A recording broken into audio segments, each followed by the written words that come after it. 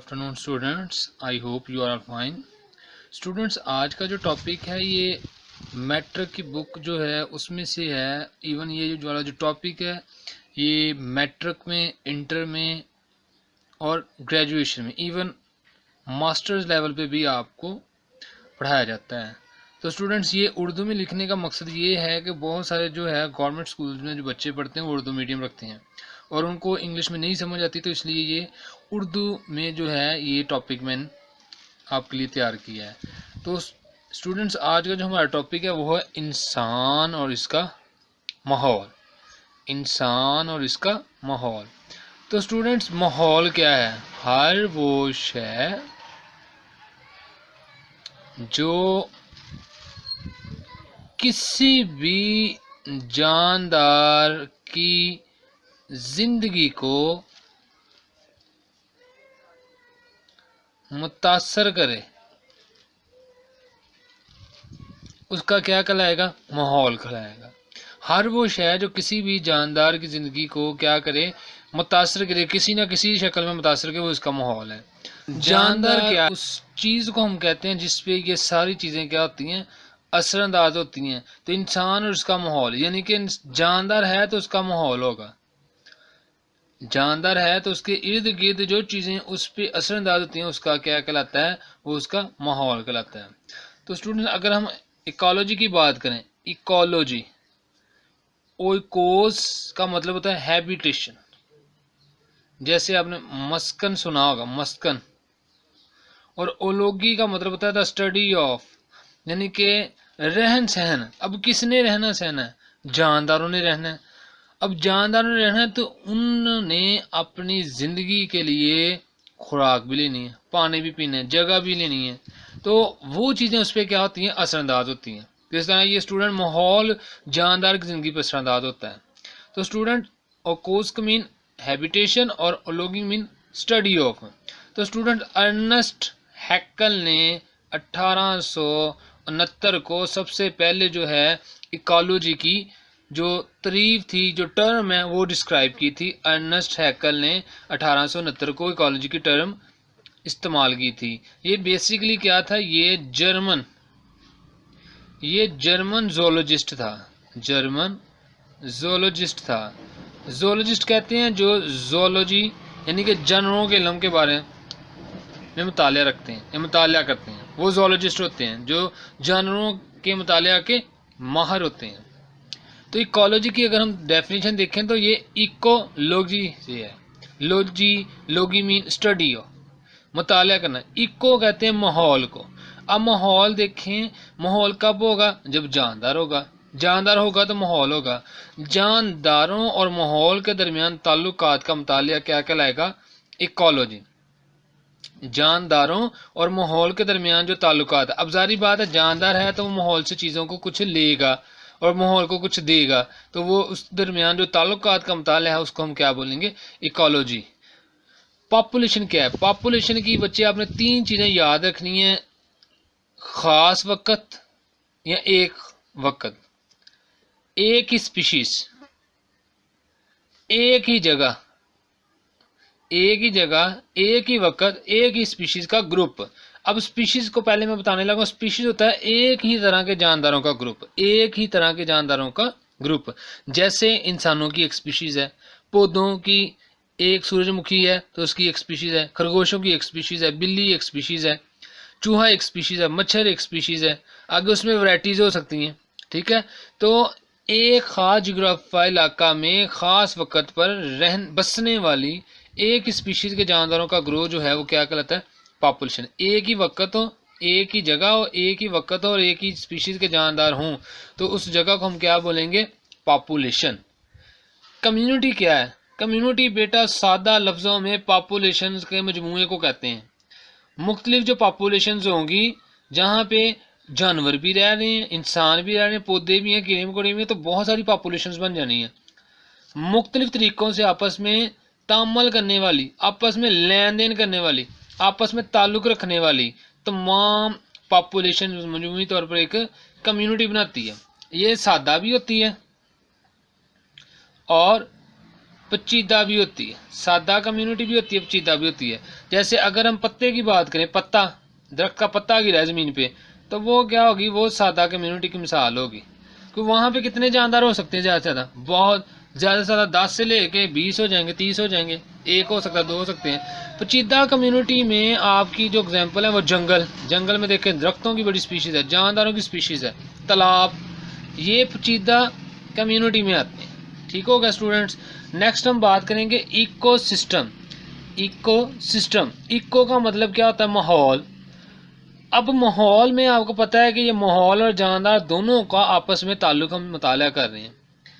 तो students, ecosystem में biotic और एबायोटिक अज्जा के दरमियान तामुलात का नतीजा है, मुताला किया जाता है बायोटिक और एबायोटिक अज्जा के दरमियान।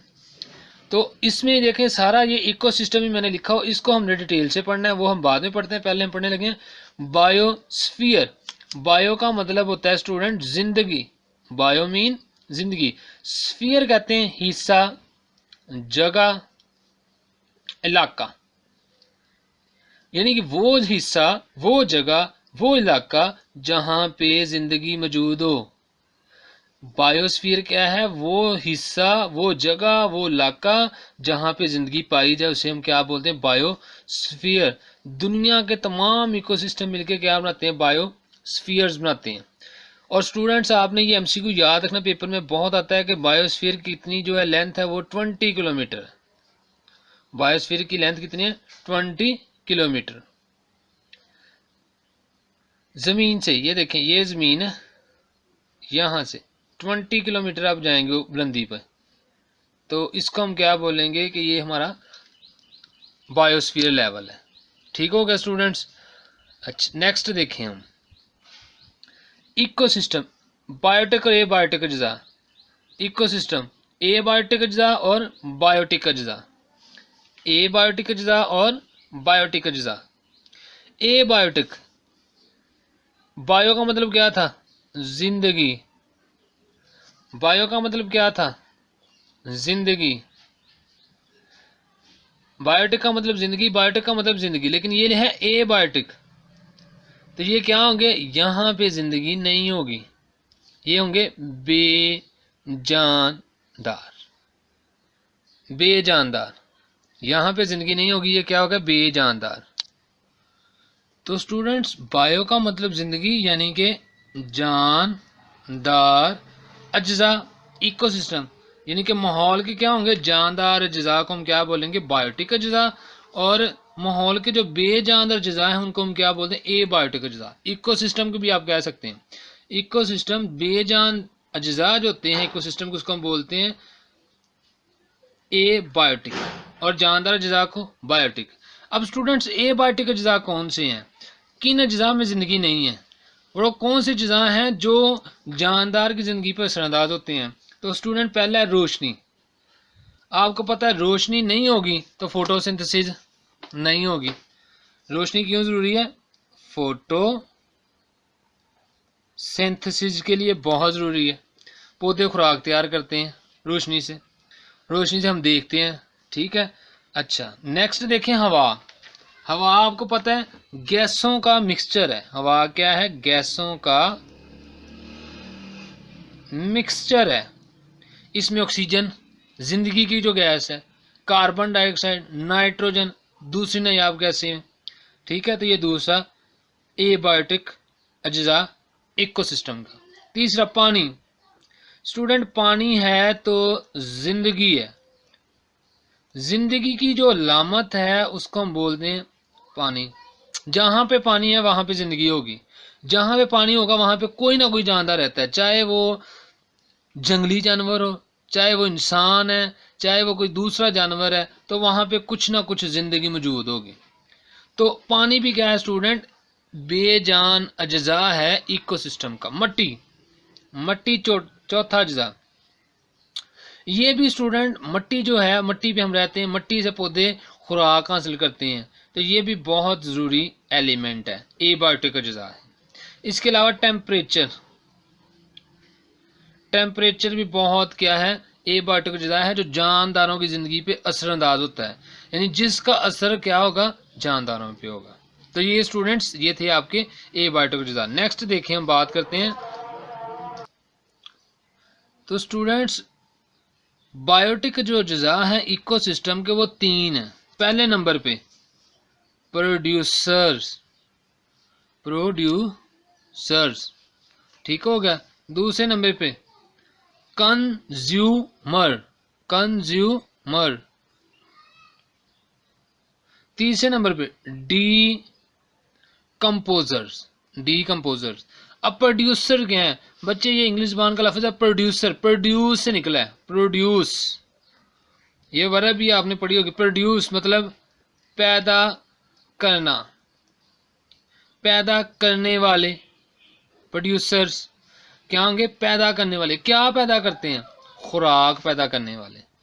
ये ऑटोट्रॉफ्स होते हैं जो अपनी खुराक क्या करते हैं, खुद तैयार करते हैं, खुराक खुद तैयार करते हैं, उनको हम क्या बोलते हैं, ऑटोट्रॉफ्स। और प्रोड्यूसर क्या हैं, ऑटोट्रॉफ्स हैं। प्रोड्यूसर्स क्या हैं, ऑटोट्रॉफ्स हैं। ये क्या करते हैं, ये इनऑर्गेनिक जो मवाद होता है ना उसको तब्दील कर देते हैं। किस चीज़ में तब्दील करते हैं, ऑर्गेनिक मवाद में। इनऑर्गेनिक मवाद बच्चों होता है सादा फॉर्म में, सादा शक्ल में, और ऑर्गेनिक मवाद ये पेचीदा शक्ल में क्या कर देते हैं, उसको तब्दील कर देते हैं।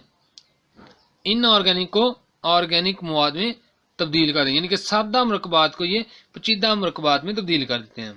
प्रोड्यूसर कौन से हैं, इसकी एग्जांपल है पौधे, एल्गी, फोटोसिंथेसिस करने वाले बैक्टीरिया, पौधे, एल्गी और फोटोसिंथेसिस करने वाले बैक्टीरिया, ये हैं आपके प्रोड्यूसर्स। ठीक है, नेक्स्ट बात करें स्टूडेंट तो वो है कंज्यूमर्स।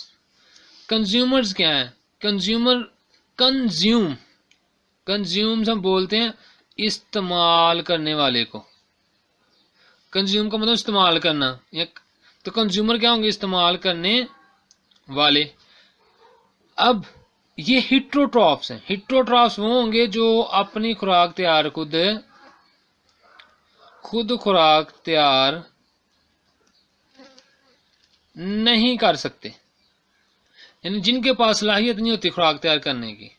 तो फिर वो क्या करेंगे, कहाँ से खुराक लेंगे, कहाँ, जिंदा भी तो रहना है, काम भी तो करने हैं। तो ये प्रोड्यूसर्स पर इन्हिसार करते हैं। ये प्रोड्यूसर्स की बनाई हुई खुराक क्या करते हैं, इस्तेमाल करते हैं। अगर हम एग्जांपल की बात करें कंज्यूमर्स की, तो देखें तमाम जानवर, इसमें मैं भी शामिल हूँ, आप भी शामिल हैं, हम सब शामिल हैं। फंजाई जिसे आप खुम्बियाँ कहते हैं,